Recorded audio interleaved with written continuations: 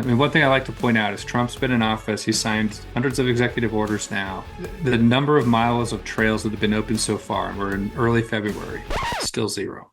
The last 4 years, you did have people in power that were very intent on shutting things down. Oh, well, this was done because there was some kind of trail damage or environmental impact or something. And it's like, no, that's not it. That's not it. They don't really have good evidence. What it boiled down to was people who had worked in these radical organizations were now running the agencies of the government. So it really is enacting an agenda more than it is a rational application of administrative policy. And I don't think there was anybody watching them as closely as we were. It's an anti-human religion that just thinks humans are inherently bad. If all you had to do was throw some money at an environmental group in America and that would cut off America from its sources of uranium, that's a smart move. You don't have to fire a single bullet and all of a sudden you've disarmed a country from pretty powerful weapons and from pretty powerful energy sources. And so it's like, this is why I believe the environmental laws will expire.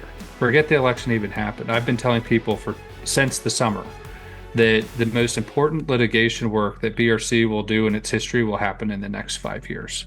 We were the only organization doing it at the level we were doing it. Why are you doing this? Why are you doing this work?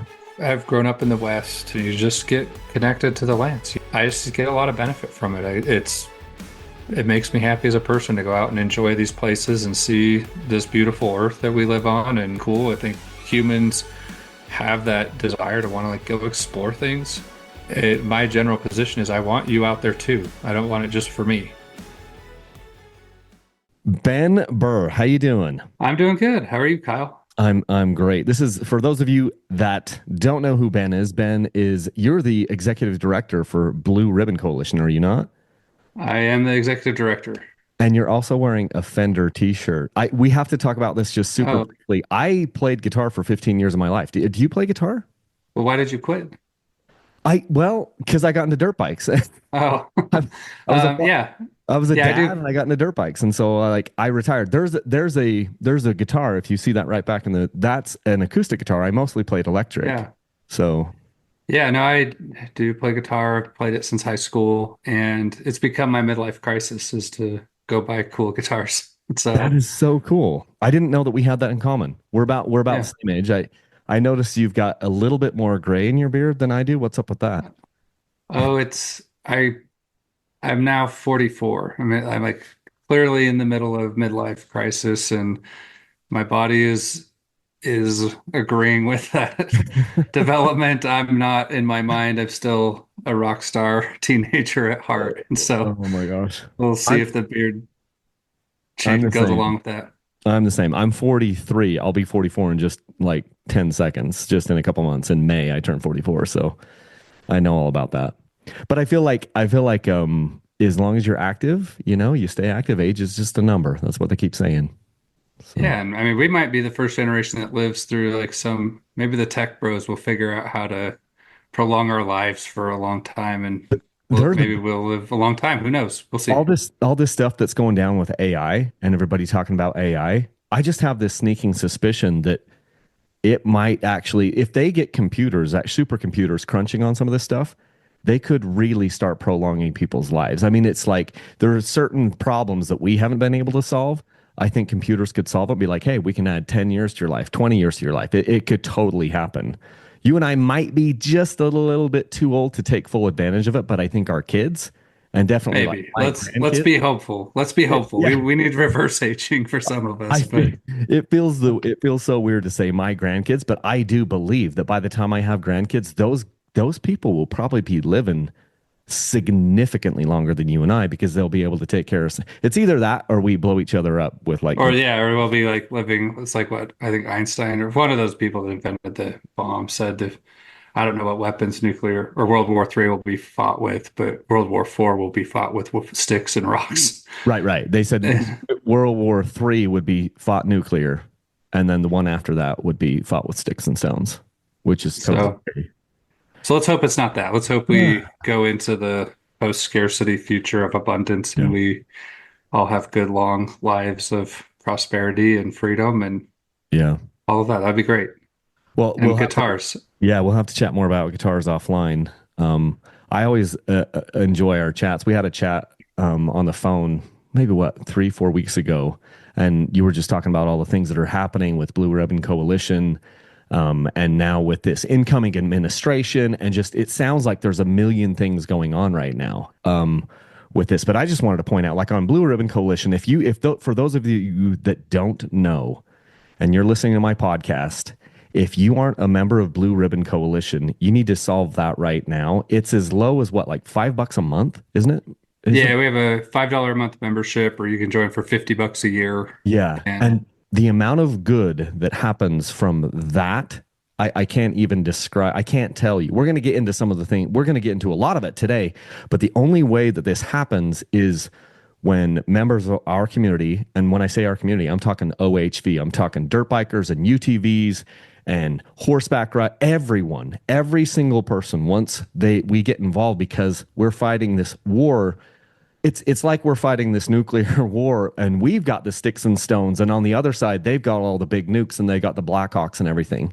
And Blue Ribbon Coalition is the first line of defense, and in many cases the only line of defense. And it's an arms race, and we've been losing it for a long time. But the one thing we do have is like incredibly smart people, and that starts with Blue Ribbon Coalition. They've helped me out in the past, on a couple different legal issues, which has been amazing. And they're not fighting for me because I'm Dirt Bike Channel. They're fighting for me because they were First Amendment rights.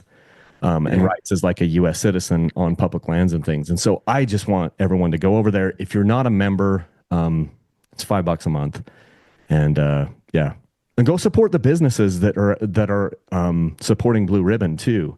So yeah, we have a lot of business members that support us, a lot of individual members, and with that support, we've been able to get a lot of things done. And you kind of have this mindset that um, the political winds have shifted. And I mean, the previous administration we had was pretty aggressive in wanting to close down a lot of public lands. I mean, we saw those plans released that was closing hundreds of miles of trails in Moab. It closed the tubes and Dead Cow Loop and some crazy, insanely popular dirt bike trails. yeah, And that was just in one area. I mean,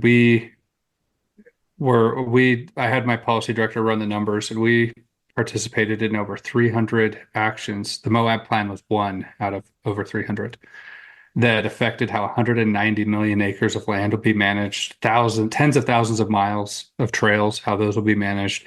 And so we've been very engaged on a lot of things. Um, but the political winds have shifted. The administration now, we've had a Trump administration before, so we kind of know what we're going to get.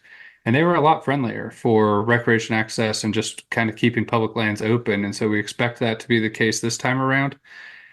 But then it also means sometimes people get complacent and on our side, and they feel like, okay, we don't need to worry about this anymore. And that's something I want to talk to you and your listeners about today, is why we can't do that now. Like, now is the time we've got to double down and be even more aggressive than we have in the past. And we have a plan to do that. And that's what I think we ought to talk a little bit about today. And there's some good things in the works. yeah. I can see how there would be some apathy that could kind of pop up on our side.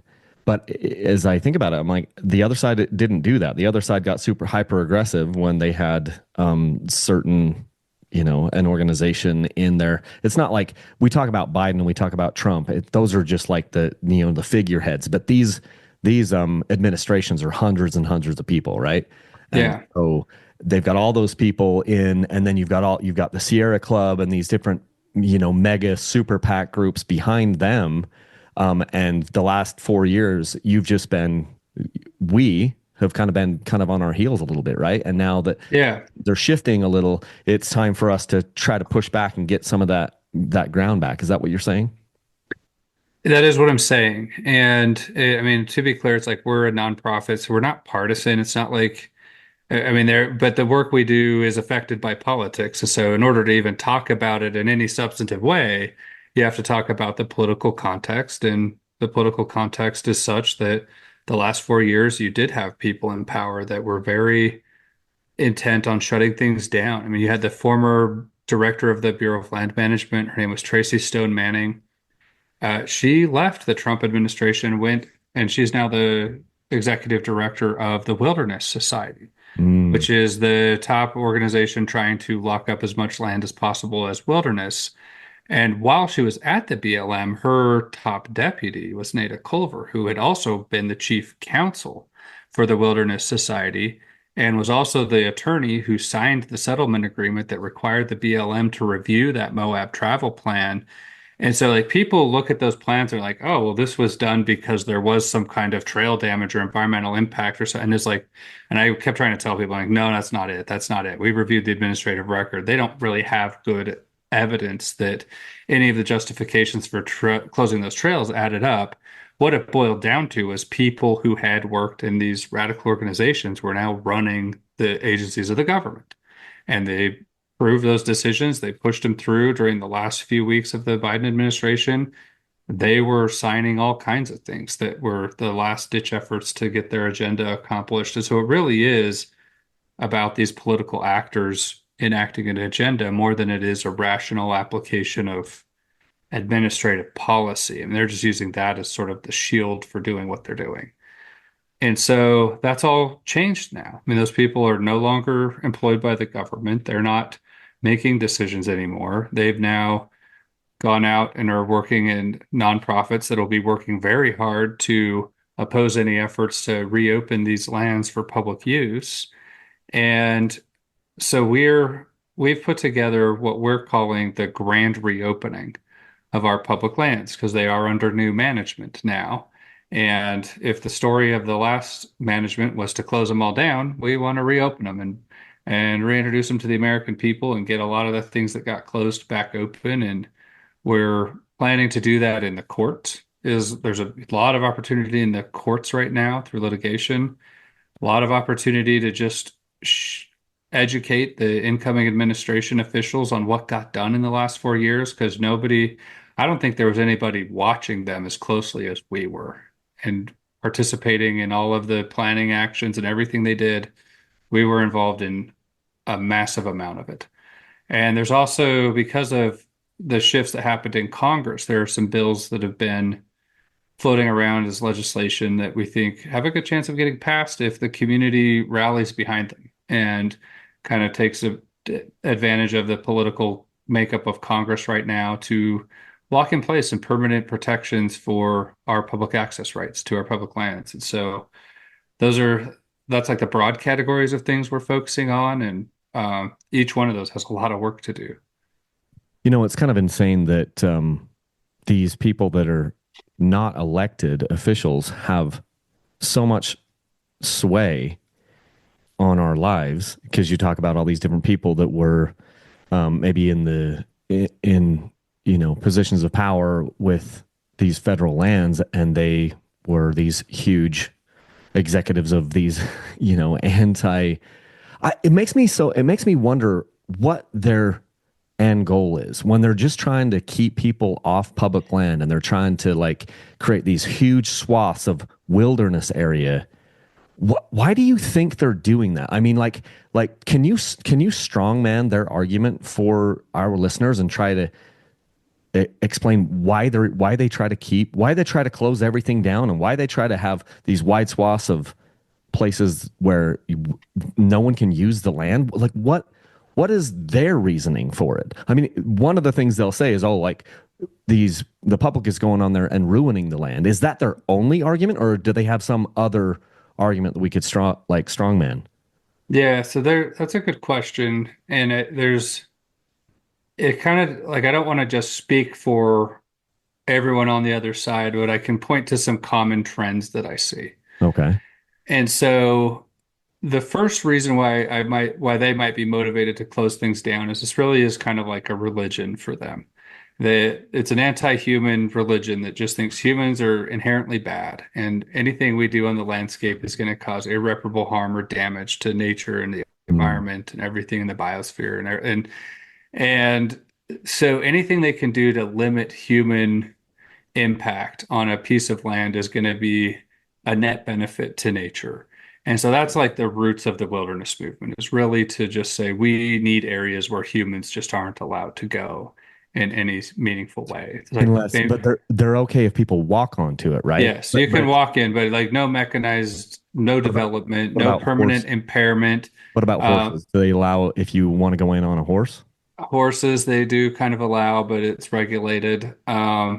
But nothing with motorized. They don't even let a bike on. It's because it's mechanized A and pedal bike, they wouldn't let on. a wheelchair.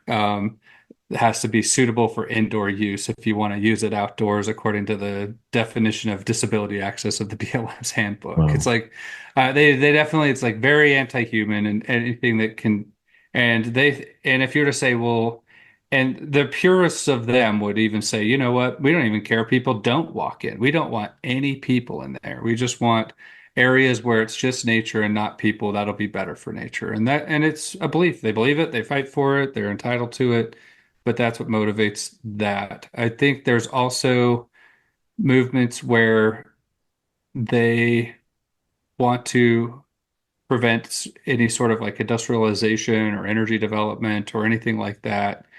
And so there are movements where they do want to, I mean, the climate change crowd definitely wants to not drill any oil. They want to keep it in the ground. They want to prevent anything that would possibly get it out to where a consumer could use it. And that is like grown out to all forms of energy. Like these last monuments, the national monuments that Biden designated, the Chuckwalla Monument, I went down there and it's like they basically set aside flat desert as a national monument. Usually the monuments are like scenic viewscapes and landscapes or mountain ranges or just something where it's like, okay, there's scenery here.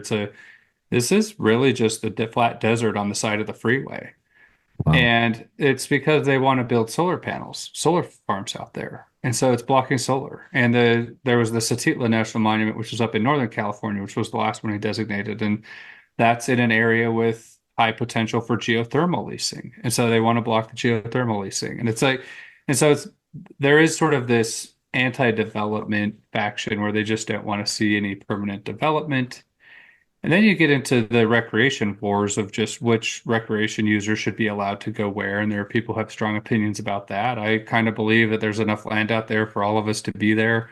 Whatever you're doing out there isn't really hurting me if I'm just like a reasonable, tolerant human being. Um, and so I've never once been out on public land and encountered somebody else out there. And my first impulse was to be like, I need to do something to make sure that person can't be here anymore. Yeah. Whatever they're doing is offending me so badly Yeah. that I want to use the power of the government to cut off their access to whatever benefit they're getting from being there. It's weird to me that people even exist that think that way, but there's a lot of them. Yeah. And then I think there's higher levels of this where um, it's pretty widely known that the that foreign governments will try to manipulate the culture of the United States. I Mhm. mean, we learned about this like with what they were doing to manipulate Facebook and social media and all these things. And it's like they've learned they're never going to like come fight us toe to toe, military open war. It's just not going to go well for most countries on the planet to pick that fight with the United States. And so it has to all be done through called a gray zone competition where they're like undermining our economy and our ability to utilize natural resources. And so you look at all these fights over where people are getting oil and gas and critical rare earth minerals and things. And it's like, if all you had to do was throw some money at an environmental group in America, and that would cut off America from its sources of uranium, that's a smart move. You don't have to fire a single bullet, and all of a sudden you've disarmed a country from pretty powerful weapons and from pretty powerful energy sources. And so it's like it's hard to trace that back, but I do think there's a lot of foreign interference that tries to manipulate media narratives around natural resource issues. They're so critical to any form of geopolitics that to assume that our geopolitical positions and these environmentalist policies are all just happening as some vacuum that's isolated from that. That's nonsense. It's definitely coming into play, but that's sort of outside of the realm of what a group like BRC is going to get involved in. We're just pretty simple. We just want stuff left open for recreation. We find that when public lands are open for multiple use, that they tend to be more open for recreation too. Most of best roads and trails out there were former mining roads or cattle ranch roads to access cattle ranching infrastructure and other things. So it's like anything that's not catastrophically destructive generally has been a good mix of public. And so it's so yeah. I don't know if I answered your question, but I mean, I think that's where some of the motives come from. As far as like closing the roads, that wilderness definition in the law is that you have to have 5,000 contiguous acres without a road. And so they get so hung up on roads because it means you can't create congressionally designated wilderness if there's an abundance of roads in the area. It's just too impaired Hmm. if you have all those roads. And so that's why they do these travel plans where I call it wilderness laundering, where they close the roads to make land that was previously ineligible for wilderness consideration. They'll now claim, oh, it's got wilderness characteristics now because all the roads got closed and reclaimed.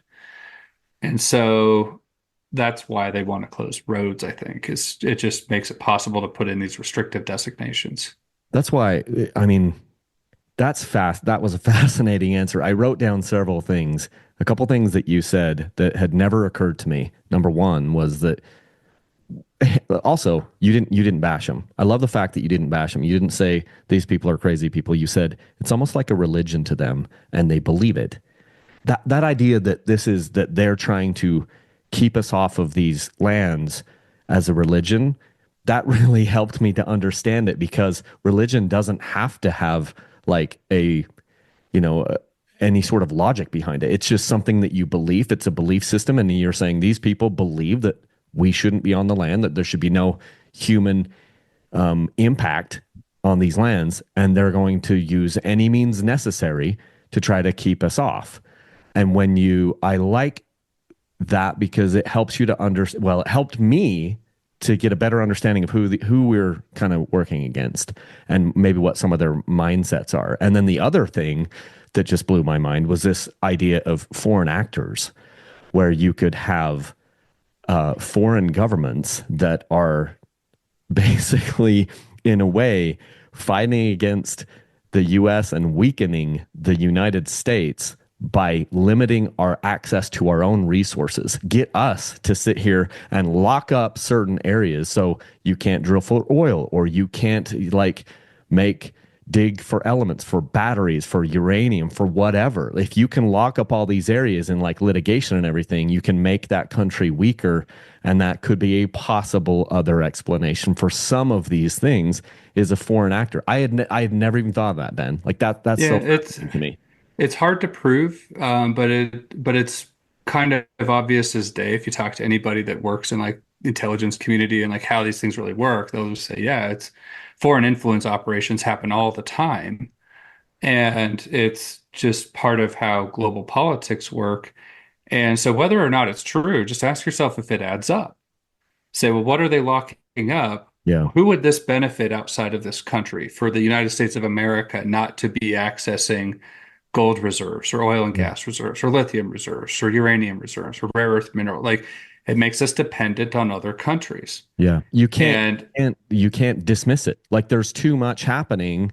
There's whether there's smoke, there's definitely some fire. So whether or not that's what all of it is, that's a different story. But if you say some of it some of it probably is that. Some of it exactly what yeah, you're I mean, it adds up. And if you look at how successful the environmental movement's been in the United States of America, it has been. I mean, we passed a lot of laws in the 1960s and 70s that have made it the protecting the environment has become a top priority. If you talk to some environmentalists, they'd probably disagree and say that there's still a lot of work to do, and people can debate that. But those laws were powerful. They passed them, and the United States has had a lot of environmental gains.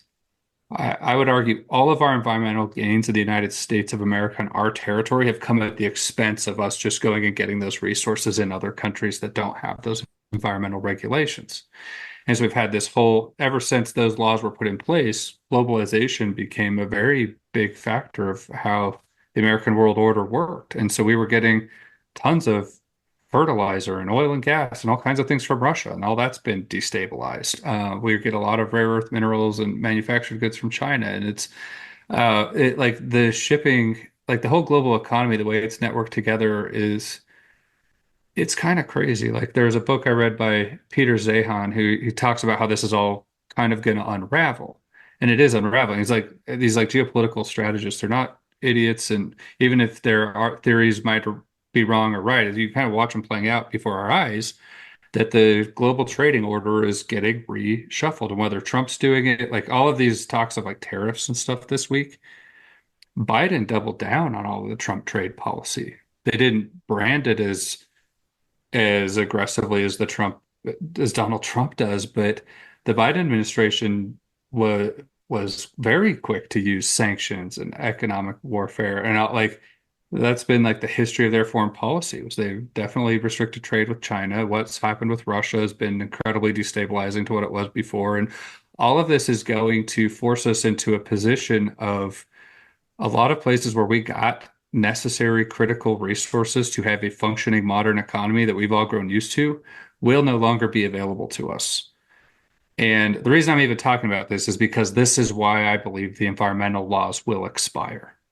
We'll replace them with something else because it will become impossible to maintain a modern standard of living if we, the United States of America, aren't willing to onshore those resources here, which is probably why we're talking about renegotiating relationships with the whole Western Hemisphere right now. It's Yeah. kind of wow. It's like I'm not an expert at any of that stuff. It's just I'm a average person trying to make sense of it and what it means for the thing I am an expert in, which is this land policy stuff in the West and our access to public land. But it's definitely a lot changing. And all the strategists predicted the 2020s would be a time of upheaval and political resets Yeah. of economic systems, political systems, everything. I think the public land system will have a reset. Was the book the Peter Zehan book, was it the end of the world is just the beginning? Yeah, Is that the one? I read that one last year. It kind of freaked me out. Um, yeah, I mean, it's good if you're in well, good is a relative term. But the US he thinks is going to come out better. He thinks that China is like they restricted their population. They restricted their population too much and they're going to be in decline and they're going to be too top heavy with an old yeah, demographic, and they've got too many old people and not enough young people in essence, right? And they're going to collapse on top of their own weight. Isn't that was one of his premises, right? yeah. And that's a pretty standard argument with any geopolitical strategist because they're looking at demography, and demography is set in stone. Like you can't fix this. See, the only time you could have fixed a demographic problem was 20, 30, 40 years ago, and they Mhm. didn't. Yeah, And and so he's now it's all got to play out. And right. that's happening to every Western nation, the least so the United States. And Yeah, that's mostly because of immigration. yeah, Uh, and so a lot of geopolitical strategists predicted that by the mid 2020s, we would be adopting immigration policies where we would be paying immigrants to come here. But those ones turned out to be wrong. Apparently, we're not yeah, doing that right now. yeah, But I think that again, not an expert in immigration policy, but it's been a very broken policy. The yeah. immigration has Sure. been very toxic. It's been a hard issue to solve, one regardless of what partisan side you fall on.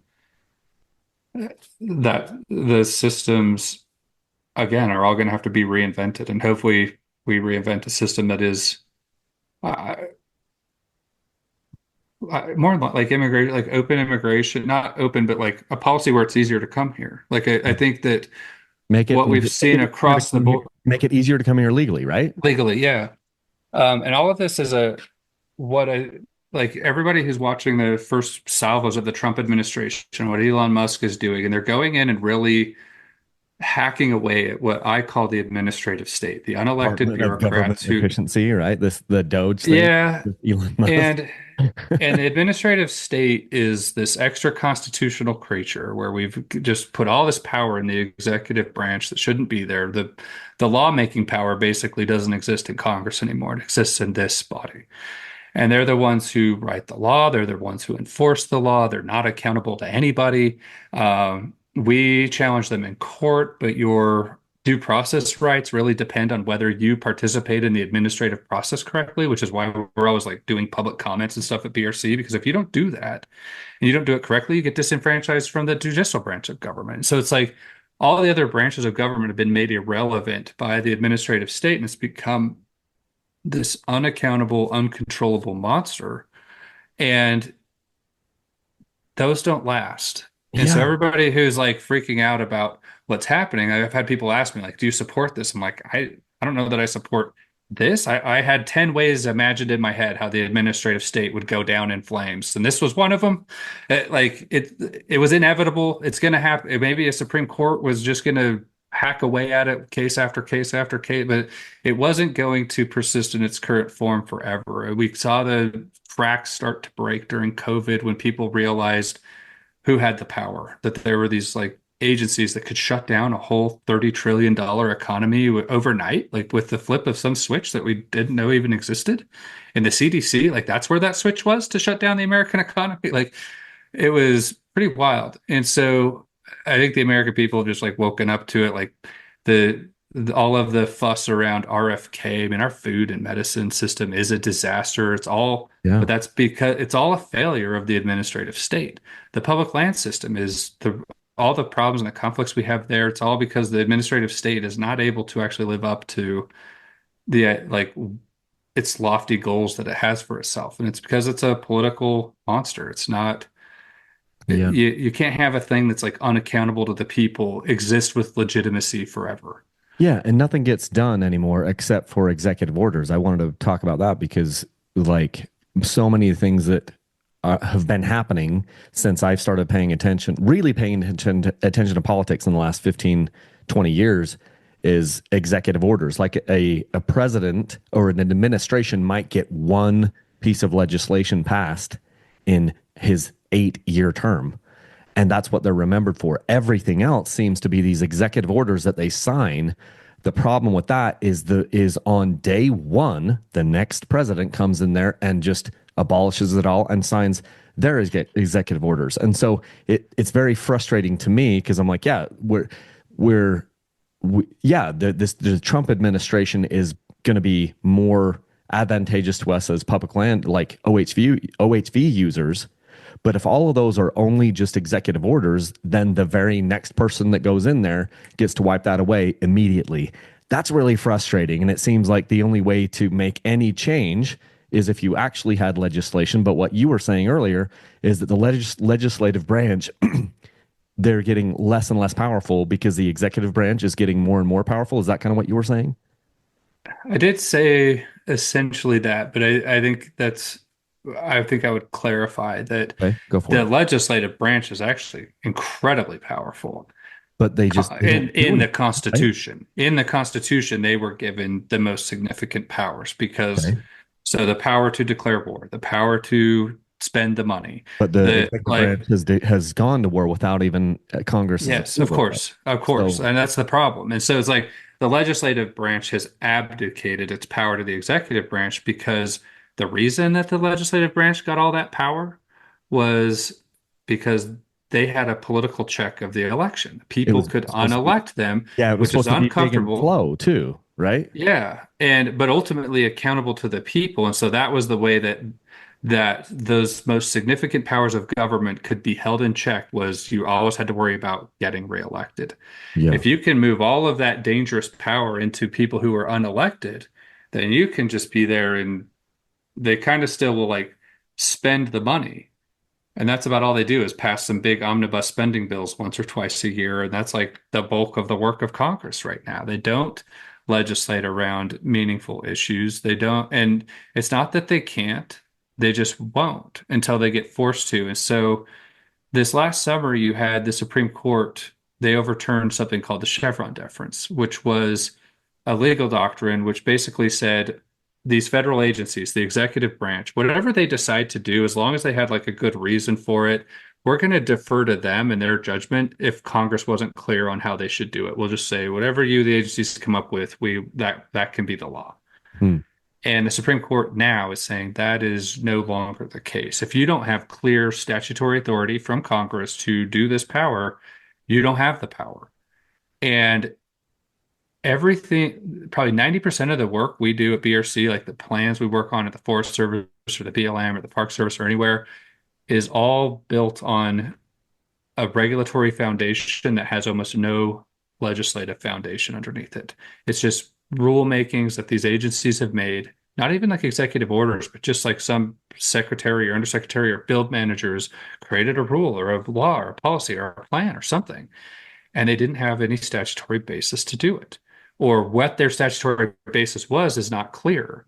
And the Supreme Court kind of left this now as like this open question of there's a lot of things happening out in the administrative state that we're going to have to review each of those as they come. And they didn't do like this blanket thing that says all these regulations are now gone. They basically said that whatever's on the books now can still work, but if people bring new challenges, there's this new precedent that we will be applying to them. And so, regardless of what happened in the elections, forget the election even happened. I've been telling people for since the summer that the most important litigation work that BRC will do in its history will happen in the next 5 years, because we have this moment where we're defining this post Chevron deference environment of what do these laws and regulations mean? Which ones are still valid and in effect, and which ones are not? And you now have a situation where you have a Trump administration in office who every action they take, they will bait in hundreds of lawsuits from environmental groups and all the groups that want to close public land. And so the people who will be in court defining the post Chevron deference doctrines will be all the environmentalists challenging the Trump administration. And this, it's treacherous. That might all blow up in their faces. It very well could, because of how the Supreme Court's rethinking some of these things. But they're going to be actively in court defining these cases to say you do it, like high level litigation strategy of which cases do we bring and how do we weaken what this Chevron deference reversal means. And so you don't have other groups like us in there also arguing the other side of this. And whether you agree with us or not, you still want tension in all your political systems, whether it's the legislative branch or in the courts. You like good policy comes out of the tension of both sides. And so if it all becomes one-sided, we're going to end up with one-sided legal precedents. And so we're gearing up to, forget what's going on with the Congress or the executive branch. If we don't have Blue Ribbon Coalition fighting in court for the next 5 years, then it's a lot of these precedents we got will potentially be meaningless. The good news is we're ready to do that. We hired a full-time staff attorney last year. We're going to hire a second one here in the coming months. And so we're ready to probably take on anywhere from 5 to 10 cases a year. And because we participated in hundreds of actions that were completed by the previous administration, we have legal standing on like dozens and dozens of cases. We have our pick. And that took nobody could wake up today and say, you know what, I'm going to start a nonprofit and go change public land policy in the courts. You would be 10 years too late. If you weren't doing this for the last 4 or 5 years, you have no role to play at this point. We were the only organization doing it at the level we were doing it. And so for better or for worse, we're your only hope in making sure that the courts are where we can get some good work done. And we're going to do it. And so that's why we do need like the support of your listeners and others. And sorry, this was like long, but back to the Chevron deference. What that's done, though, is it has kind of created this situation now where if Congress isn't very clear in their laws, the courts are going to force them to be there. And so things are going to get struck down that they thought would work, and they won't work anymore. So Congress is going to have to kind of wake up and say, how do we legislate more effectively? Or else the policies they're actually trying to pass won't mean anything. And so that's kind of the hope we have. And like after Chevron deference was overturned, I did some videos about it, and I get people come and comment on the social media pages, and they're like, "Well, now the experts won't be able to weigh in. The Chevron deference made it so that the government would have to properly consider the information from experts, and that should be what guides our policy making." And it's like, people who believe that just like believe a total myth. Like if you've ever looked at one of these government plans, this isn't high-minded expertise coming to bear on a problem. Yeah. This is expertise being manipulated and weaponized to serve a political agenda. That's what it is in every case.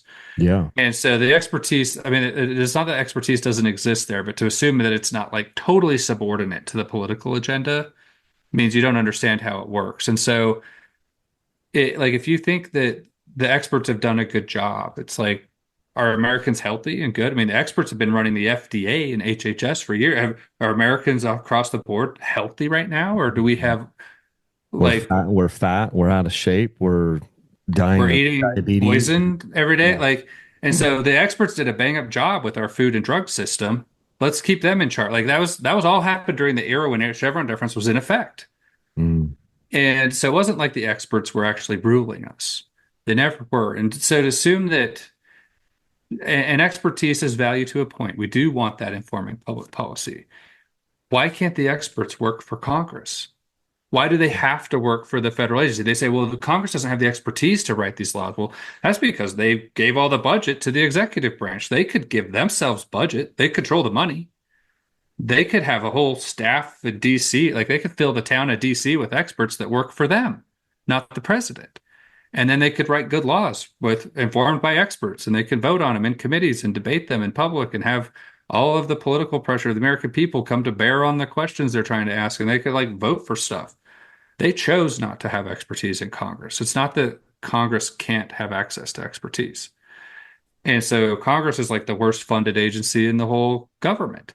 And everyone still like complains that Congress members make too much money or whatever. And like that's a whole different problem. Like if you're going to have people make laws in your country, you want them to have access to good information and good talent and people who Yeah. understand those issues. It's okay for them to fund some budget to do that with themselves, but they instead said we're going to give this endless amount of trillions of dollars to these federal bureaucracies that grew with no check at all, other than the inflation rate. I mean, it's um, and so hopefully this isn't going to happen in a year or two or 10 or one presidency or two. This is like a paradigm shifting thing that's going to take probably 50 years to fully play out. But we're in the initial stages of it, which means it's an exciting time to be someone who's trying to influence policy in a time when everything's changing. And that's what we're trying to do with in our small little world here in the Blue Ribbon Coalition. But I think you're just going to see a lot of things change because of that. Yeah, and that's a good segue into the grand reopening of our public lands. This is something that I saw you talking quite a bit about over the holidays. You did like a 12 days of Christmas email campaign Mhm. that came out. There's been a bunch of information, and then I look on your website and tell us what the grand reopening is. What is BRC's grand reopening of public lands? Yeah, so I mean, we've kind of talked a little bit about it already with the courts. Like, I think that there's a lot of bad legal precedent that is making it the like the default position of the government to close stuff is because of legal precedents. I think all of those are going to get upended and overturned in the coming years as long as groups like us go and make that happen. It's not going to happen on its own, but the groundwork's all laid to where that could very easily happen if we go fight some good lawsuits. The next thing is we do have like this moment right now. You have a new administration in DC that seems to we've worked with them before. We know how the Trump administration operates. They'll have different players in, but the overall top line ideological agenda they want is they generally want stuff open. They don't want to over regulate the American people. I don't think that most of the people that will get appointed and nominated by Trump in the Senate, like, if we go and say, hey, we want public lands open, we'll sit in that office and they'll be like, yeah, we do. What do you want open? What are your concerns? And the previous administration, it was like you just had to fight for every inch of trail and land and everything they were wanting to close. And so we've basically prepared a briefing book, my policy director and I, which is a two-page summary of the 350 actions that we've engaged in the last 3 years or so, 3 or 4 years. And so the Moab plan that closed 317 miles of trails, that's one action. The plan that closed all the trails in the San Rafael Swell, that's one out of 350. The Henry Mountain plan's one out of 350. So we have 350 actions that went through some federal agency somewhere in the United States. This is in every state that has public land. And some of them are good projects. Some of them are like ones where they were rebuilding trails or reconstructing new trails or doing fire mitigation treatments and things that we actually supported. Like over half of those are just things we support and we want them to get done, but they won't sign and approve these decisions because they're worried they'll get sued by the environmental groups. For like the environmental groups actually sue the agencies if they want to remove salvage trees from a burn scar. Like it's crazy the lawsuits they'll file. And so we want to take up this collection of actions and just say, here are the things that did get done in the last 3, 4 years. Some of them are good, some of them are bad, but here's just an archive of all of these. Because if you go try and find these on like any agency's website, like nobody has aggregated these into one thing and then just said, here's our position on all of these. And we don't even care if they agree with our position or not. If they even will just address these projects on their own terms, what case by case, we can get a lot of public land reopened and better managed, actively managed. And so we see that as kind of a playbook that will be getting into the hands of policymakers. It'll just get, if you want something that's an easy win, approve the salvage tree project in the Deschutes National Forest in Oregon. It sees like it needs to be done. There's these trees that are creating a risk that, like, you've been in a fire, a burn scar, they fall down across the trails. You have to have groups go in and clean them up, or somebody go and remove those off the road. If they're still standing, that's a safety risk for anybody going in there that a tree's going to fall on you. But there are environmental groups that think that forest burned, it should just go through a natural process. And they know that if the trees fall on the roads and we don't get them reopened, eventually the road reclaims. The Forest Services are like, we don't know where that road is anymore. We don't know how to map it. And then it's this whole big surveying problem of, well, to even rebuild that road, it's going to cost millions of dollars of government inefficiency to even just go reblade that road onto the ground. And so they know if they can delay those projects for years, that nature will reclaim that land after a fire and we'll lose a lot of that infrastructure that we had. And so there's a lot of projects like that that we think we can just drop on the lap of people in the administration and say, you guys want to chalk up some wins, get some things done that really only just take some approval from the top. Here's a lot of good projects you can do. And then here's all the bad stuff they did. Here's everything they closed. And hopefully there will be ways they can find to reverse those. Um, when when the Trump administration left office the last time around in 2021, we were in court with SUA over a plan called the San Rafael Desert. And SUA had challenged that plan. Southern Utah Wilderness Alliance, right? Yeah, Southern Utah Wilderness Alliance. And so the Trump administration had approved a plan for the San Rafael Desert that would open, that opened a lot of roads out there. It was a pro OHV plan. And so the SUA sued them. And then that kind of like went, court takes time, you know. I mean, so that kind of sat in court for about a year. And then the election happened, Biden got in office. And then within a few months, the Biden administration announced a settlement with SUA, unbeknownst to us in the state of Utah that were defendant interveners on the case. They just told us one day, hey, this is over. They settled. And it's like, wait, you're not going to include us in those discussions? Like, that's kind of odd, a backdoor settlement. But that is something you can see. So we're currently active in a lot of legal challenges to some of the Biden closures, and it's possible you get settlement offers. I don't know. I mean, we're still going to fight them as hard as we can, but when administrations change, the priorities of how the government chooses to defend itself in court change. We expect some of that will probably happen. Who knows? Like, we'll just have to wait and see what the lawyers end up doing. But um, all of that kind of has already changed overnight. You know, we haven't, no one's reached out, but it's like, you know, that the direction from the top is just 180 degrees the other way now. And so that's part of what we call the grand reopening, is getting that executive branch agencies to change course on what they were doing the last 4 years, have the general default position be, let's try and keep as much of this open as we can. And the stuff that did get completed, there's ways we have to undo that, and that's either in court through some sort of administrative action. Like, there was a wind project in Idaho, the Lava Ridge Wind Project. One of the first executive orders Trump signed basically said the secretary needs to review this again. We're going to see if this, they're going to kill it through an administrative action, basically. And so that playbook could really be used on any plan that got signed by the previous administration, although it's still, you have all these like technicalities of administrative law, but it can be done. We expect there to be reversals of national monuments, like they'll reduce the boundaries or do something. I mean, the monuments was definitely a tool they used to lock up tens of millions of acres of land, and it's just really abusive. We've been in court challenging the abuse of the Antiquities Act for over a year now, and that's one where we think the administration will probably make some changes and and to your point, it's like this becomes a ping pong game where things just change back and forth and there's no permanency to any of it. Mhm. I don't think that'll last. I think what you're describing is a political system going through some pretty big transitions.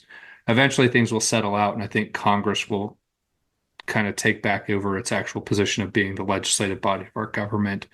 Because they're the ones who do have the power to make those ping pong matches permanent. Yeah. And so that leads to the other part of what I call the grand reopening is we really should go try and fight for some legislative changes. And so, what the first thing that comes to my mind is there's a bill called the Ending Presidential Overreach Over Public Lands Act that's been introduced and supported by a lot of folks out west in Congress. This would remove the power of a president to make a national monument designation under the Antiquities Act. It would make sure that power just is with Congress, not the president, because presidents are abusing it. That'd be Uh, amazing. and that's a permanent reform. Like that would take this ping pong match of this president expanded a monument, this president shrunk a monument. It would just say, now it's Congress. And if Congress does it, then it gets pretty permanent. Yeah. You have to get Congress to undo it. And that's harder. It's harder to change the consistency of Congress than it is to change who's in the White House. Um, Yeah, and because we're talking so about 600 people in Congress between, between those two branches.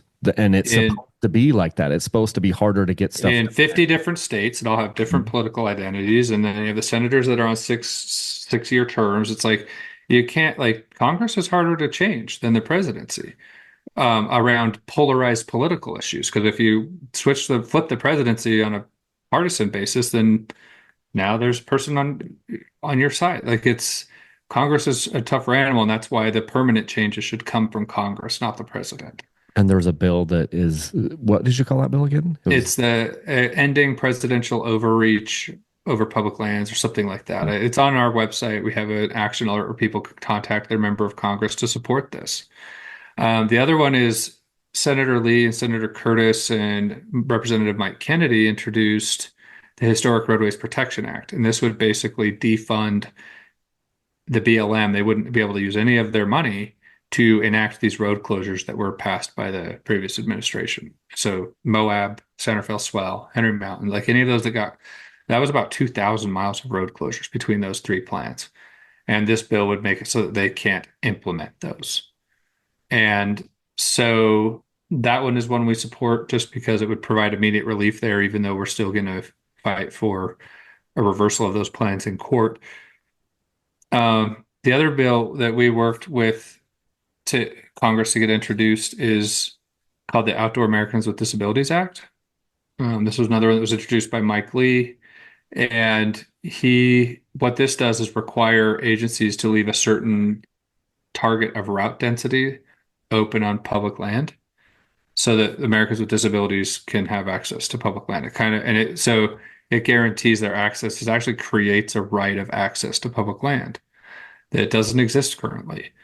And so that's a good bill. And it's something I hear all the time. Like I go around to all kinds of off-road events and groups and clubs, and they all, every one of them, I have old couples come up to me that used to be super physically active. They just aged, they became 44 and aged into a disability or something.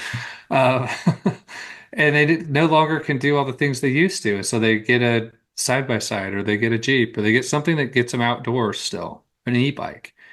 And they love it and it's their way to still go recreate outdoors. And then you get an administration like we had last time where they're just closing thousands of miles of road that really are lightly traveled, light impact, and you're telling these disabled Americans like you can't enjoy the benefits of this except for in these few hardened, curated places where we're allowing you to go anymore. No more exploration for you. It just is like really offensive to them, and they bring it up and say, "Hey, we're disabled, and now I can't go a place I used to go." And they're like, "Well, we don't see that as discriminatory," is the position of the government. And wow. so this bill would kind of require agencies to consider this and analyze it and take it into and actually meaningfully address it. And it gives them a quantifiable benchmark they have to reach so it's enforceable. And so this is a bill that we support strongly, and it would guarantee a baseline level of access across all multiple use public lands that currently could be taken away by whatever former employee of the Wilderness Society decides they want to run the BLM for 4 years and close it all down, which is what we have to run into these last 4 years. And so we want people to become advocates for legislative change because that's how we make these changes permanent and change the system to be working a little bit more directly in our favor instead of the whims of whoever's in the presidency. I do think the things the court are doing will also be a lot more permanent. I think you'll see the permanence come from Congress and the courts. Presidents are going to battle back and forth because they've all gotten so used to just abusing executive power. And but it can't last. Like at some point, both sides are going to get pretty exhausted by the governance by executive order and they'll rein it in. They have the power to, they're just choosing not to exercise it. Yeah. Yeah, and it feels like whiplash, you know. I can think of like the Bears Ears Monument in Utah. There's been so many things where it's like they get bigger and they get smaller, and it is very frustrating. One of the things I was gonna, because there's so many different things that you're working with, and you talk about like 350 or something like that of these different issues. It's almost like you have a lot of irons in the fire. How do you decide where to allocate resources with Blue Ribbon? I mean, I know that you've just recently hired another attorney. How do you decide which battles are the ones? How do you do the triage of like what is, because you have limited resources. So what does that process Yeah. look like for you? Um, we kind of look at how much does this affect access, right? And so if we get a forest plan and it's a vegetation treatment, which is just sort of like a smaller scale active management plan to take care of a forest, and it affects 12 miles of road, I mean, we'll engage on that. But it probably only takes us an hour or two to really get the coverage we need on that. If we're dealing with like a travel plan in San Rafael Swell that's 2,000 miles of highly popular trails, and like that one, we're actually going to go out in the field. We're going to research a lot of things. We're going to verify the claims. We're going to be building our legal argument for years in advance of it. We're not going to just wait for the plan to come out. Because if we don't get prepared for that, then we could end up losing a whole lot more. And so it really is just a matter of the scope of the things we're dealing with. But generally, these are all spread out over time, and each action still takes, well, a lot of these aren't completed yet. They take years to complete. And so we can balance that out. Um, and some of it is there's a lot of good local clubs we work with, and we just loop in with them, and they do a lot of the heavy lifting, and we just advise them and play the role we play. But we've had a lot of really successful initiatives in the last few years where we're working with dirt bike clubs in Idaho to block a plan in Grandview. We've um, none of on the biggest ones of these, we're never working alone. Some of these smaller ones where it's like 12 miles of trail, there is a possibility we're the only ones tracking and commenting and participating in those. And and so I mean to answer your question, we balance it out based on scope. And if the scope it gets really big, we'll even reach out to our club and organizations that are members of Blue Ribbon Coalition and help them carry some of the load too. And a lot of good, competent clubs out there that we work with. And so that helps us be a lot bigger than we as the core group of staff are. Yeah.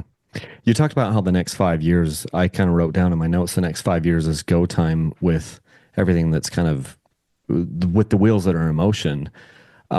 Besides, listeners going and joining Blue Ribbon Coalition, what are some of the other things that we, as just like the general OHV users, dirt bikers, side-by-side users, what can we be doing to help you other than just, okay, I'm donating monthly or I have a yearly subscription? Like, what are the other things that you want us to be doing?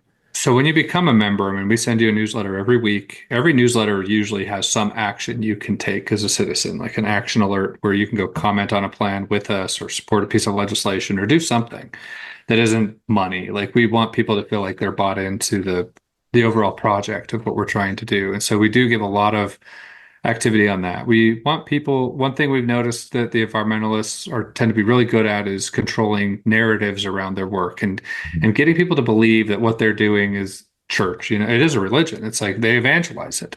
And Yeah. so we've invested a lot of time and effort into trying to be effective communicators around our ideals and our priorities. And so we have built pretty good social media followings, and they get a lot of good engagement, and that's enabled us to then put more resources into developing good content. And so we want people to follow us on social media and to like our stuff, to share it, to like, because that helps.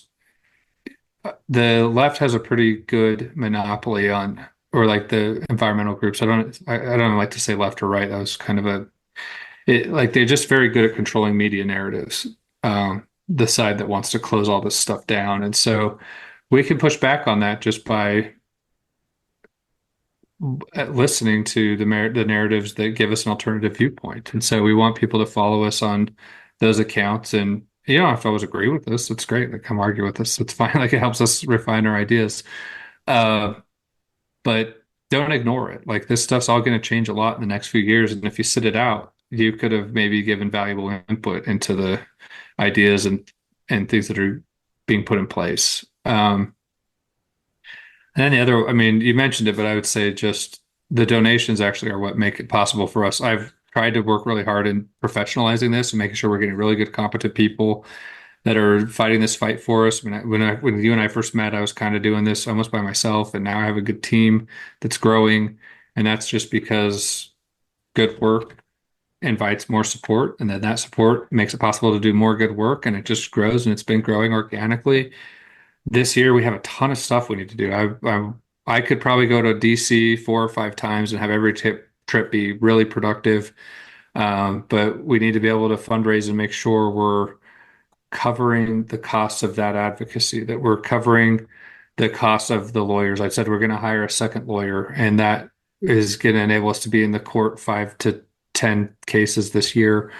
And so one of the ways one of the things we put together to fundraise for that is I actually kind of got this idea from you, sweepstakes with some dirt bikes. Hmm. You're the best dirt bike sweepstakes guy in the world, I think. And so we found we got Rocky Mountain ATVMC to donate a Yamaha YZ250 and a T7, and they custom built them out with all kinds of customizations. And we're going to be giving each of those dirt bikes away to two different winners. I was going to give them both away to one winner, but you're the one who convinced me to do them to two separate winners. Yeah. So Kyle's fingerprints are all over this. Yeah, we had a phone call and you said, "Hey, what would you do?" And I'm like, "Look, I've done a lot of these. I've given like 40 of these things away, and it's better to change two people's lives than one person's life." And I was like, "If you've got two machines, change two people's lives instead of one." Yeah. And I took your advice. You won me over. That's what we did. So we have two awesome machines. I think you probably agree. I don't know if you're a Yamaha guy or not, Oh, but they're amazing. they'll change some lives, these two bikes, whoever wins them. I've got the website up right now for any of you that are listening. It's blueribboncoalition.org/sweepstakes. And Rocky Mountain ATV is obviously a big sponsor of this thing. I love Rocky Mountain ATV. I'm an affiliate there, and I make no bones about it. Those guys are great.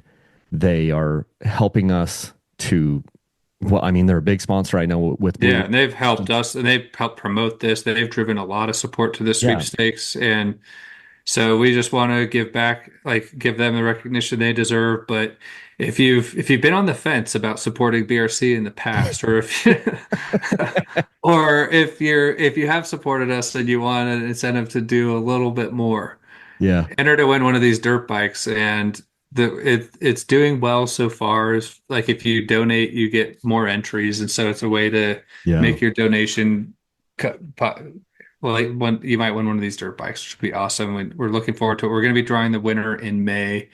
And if this is really successful, it'll just give us more of the resources we need to do some of this. I mean, we are aggressive this year. We had a great end of year fundraiser, but that's already allocated to some of this early first of year stuff we're planning to do. So that's covered.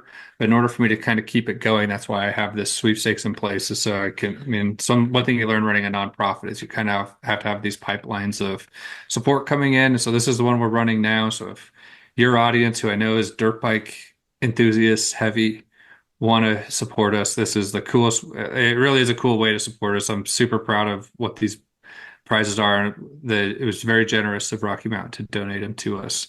And it's a way that we as a community can just all come together and support this work. Yeah, and I love how Rocky Mountain ATV puts their money where their mouth is. These are expensive prizes. I mean, we're talking about this 2024 Yamaha 700 adventure bike with a bunch of cool things on it and cash valued at like 15 grand, and then the runner-up prize is a YZ 250 with a bunch of stuff on it. These are Yeah, and the cash is to help cover like the registration, taxes, right. delivery, all that. So it's like you win this prize, you're pretty much winning it, no cash out of it. No, like you're out nothing. You just have an awesome new dirt bike. Yeah, yeah, I love that, and it's Rocky Mountain ATV is great. I can't say enough good about those guys. I buy stuff from them every day. I ordered two things from them yesterday, and they showed up today. So I mean, it's great. They have free shipping over like anything over like $75, and so basically every time I buy from them, it's free shipping, and now you can enter to win these bikes and support Blue Ribbon Coalition. Like this is a great thing. I'm so glad that you're doing it. And for everybody needs to go there. It's blueribboncoalition.org/sweepstakes. You donate to keep all this stuff going, and then you're going to have entries to win these two amazing motorcycles. I love it. Absolutely love it. Yeah. Yeah. Well, thanks for the shout out and we're calling the sweepstakes the grand reopening sweepstakes. I mean, this is to help us with specifically with this project. There's so much work to do to make sure that the new administration takes action. I mean, one thing I like to point out is Trump's been in office. He signed hundreds of executive orders now. I the number of miles of trails that have been opened so far, and we're in early February, still zero. Gosh. It's Yeah. okay. Like we didn't Right. expect this to be the top priority of day one, right? We Right. knew Right. that. But none of this is self-executing. You have to have people on the ground that go and advocate it. They're sympathetic to it if we can get their ear.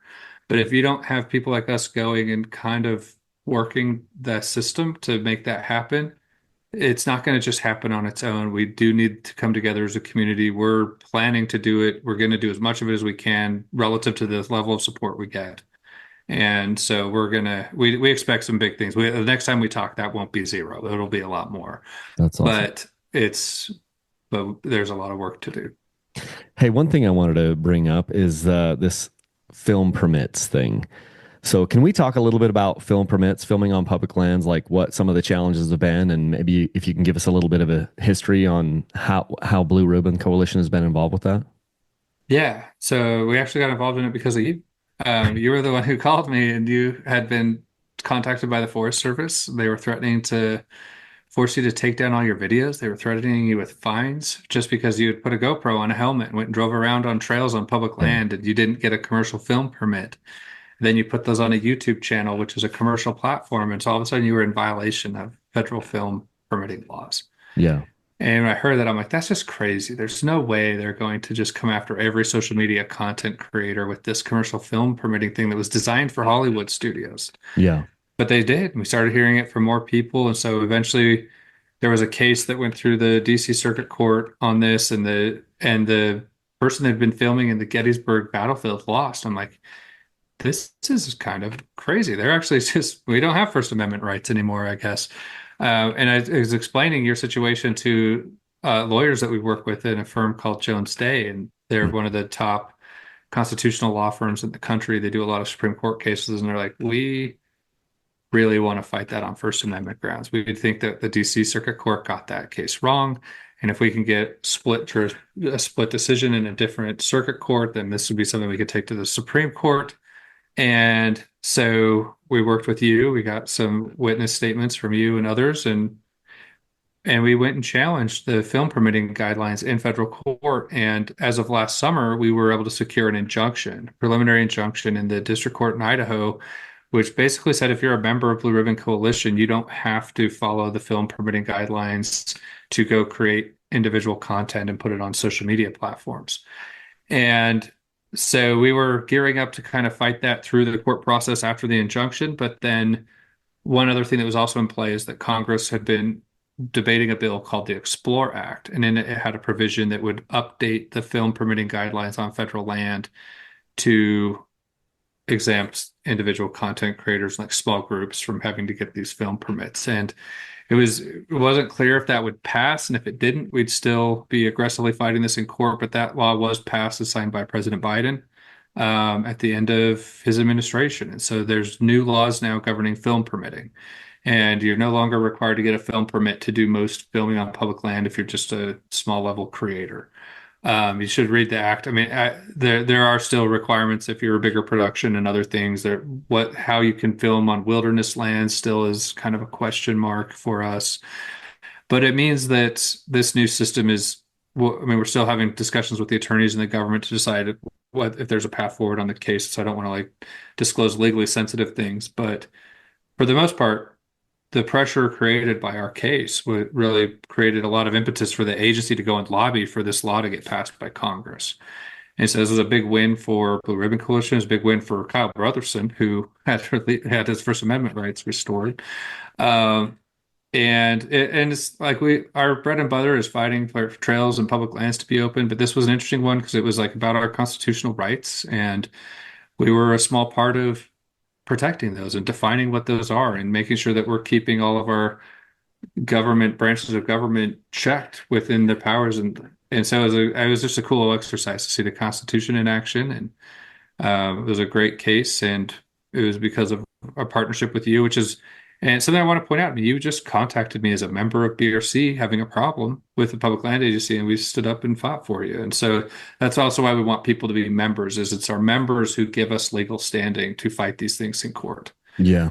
It's something I'll never forget, because the day that this I affectionately call him a tree cop, who worked with the Forest Service, contacted me and was threatening me with $800,000 in fines and taking all these videos down and all this stuff. And he wouldn't put anything in writing, but when he would talk to me, the first couple times he talked to me, I took some notes. It was terrifying. It was absolutely terrifying.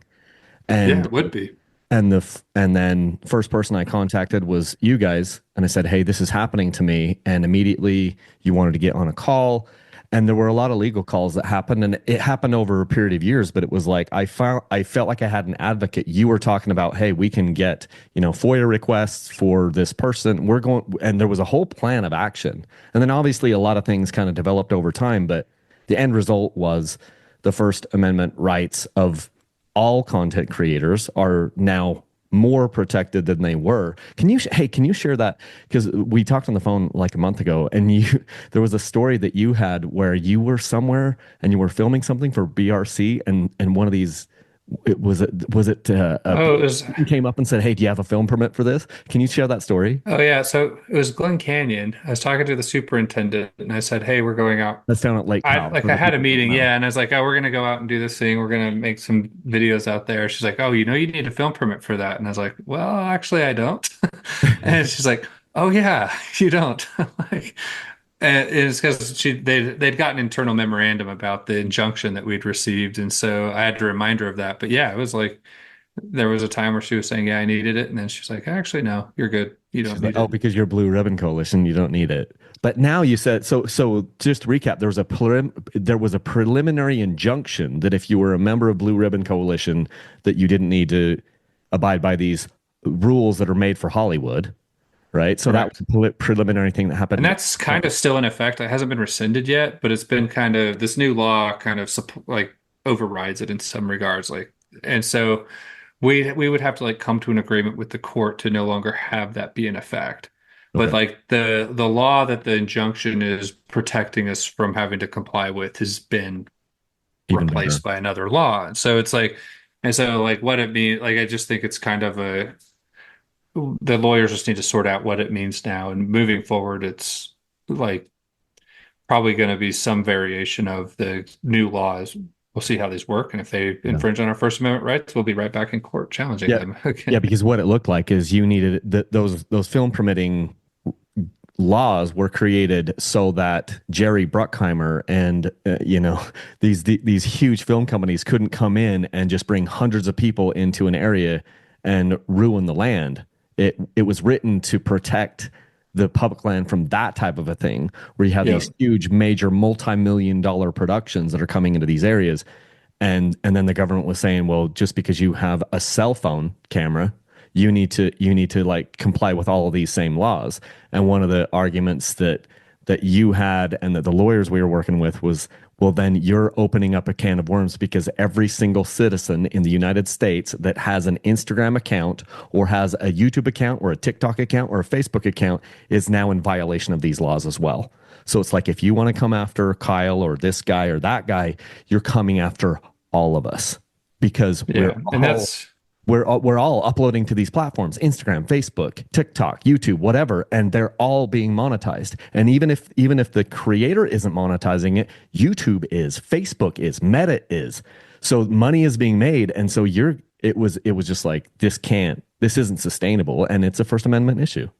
yeah. And like really the government's default position on that should just be we're going to let the American people have their freedom. It'd be nice for the government to make some money from this, but that's not what the government's not there to make money off of my constitutionally protected rights. Like it's like a weird position to put itself into. Yeah. And then to have to regulate which speech doesn't need the permit, and it just was, like if anybody's interested in this, it's like always worth reading the brief. I think our lawyers did a great job, and it kind of just helps you think about how the government thinks about First Amendment rights. And but yeah, it was definitely one of the historic cases that I've been kind of proud to be a part of at PRC. But we think we're going to have a few more of those coming up, so we're looking forward to the how the legal system's working and playing our role in it. It's an important role. I love that. It makes me happy to hear you say that, to hear the optimism in your voice. One final question that I had, and we can talk about anything else that you want, but like one question that I had as we were talking is, what is your why? So you're Ben, you're a 44-year-old good-looking dude with a little bit of gray in his beard. You play guitars. You've got the Fender shirt on, which I love. Yeah. You could be doing a lot of things. And I ask myself this, I'm like, well, what is my why? Why am I doing what I'm doing now? So that's what I'm asking you, Ben, is what is your why? Why are you doing this? Why are you doing this work? Yeah, so I will answer that. I do need to let you know I do need to jump off after this one. So let's get Perfect. this question answered, then we'll wrap up. So I I've grown up in the West. I feel connected to these lands. When my dad owned a helicopter company, I'd travel around all over, everywhere, Montana, Idaho, Washington, Oregon, Utah, and Arizona. Like we were all over the West going to these jobs, and you just get connected to the lands. You feel like they're a part of you. And as you go out and enjoy them and recreate, it just gets you away from all of modern life. I mean, we've become a culture that's become like addicted to screens and fake things. So to go out and experience something real, I think is something we really crave. I like playing guitar. It's kind of why I got back into it. I started like listening. You hear all this music that's being generated by AI, and it's just crap. If I wasn't fighting to protect land, I'd probably go fight to protect like real, authentic music because it's valuable. Like there's something real about it, and I just get a lot of benefit from it. It makes me happy as a person to go out and enjoy these places and see this beautiful earth that we live on and go explore. I like the adventure of it. Sometimes I go out in places and it's kind of a little you're dangerous, you know. I mean, these trails Yeah. are rugged. You get in these capable vehicles and you get out there and you see things that you'd otherwise never see. I think being willing to go take risks and go on adventures is an important part of being a successful human. I want that's something for my kids to learn is like you go take risks and sometimes it and I and that's just like totally antithetical to go to this spot, get a reservation in the system, and you're gonna wait in line like Disneyland and hike up to Angel's Landing, and that every second of that experience is gonna be regulated for you, and then take the obligatory picture out and say like that's such a phony experience. Like it's way cooler to be like, I don't know what this trail is. I don't know where it goes. I'm gonna go check it out.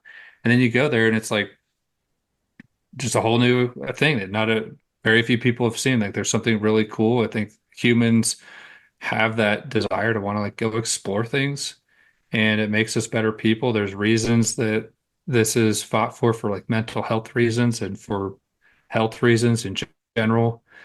And we're blessed. We get to live in these beautiful places. We should be able to go out and enjoy them. I don't think we're hurting anything by letting humans go out there and get that benefit from this. That's where I just don't agree with the other religion, I guess. Yeah. But that's why, and it's like and so I sympathize with when other people feel connected to land and they want it managed a certain way. But my general position is I want you out there too. I don't want it just for me.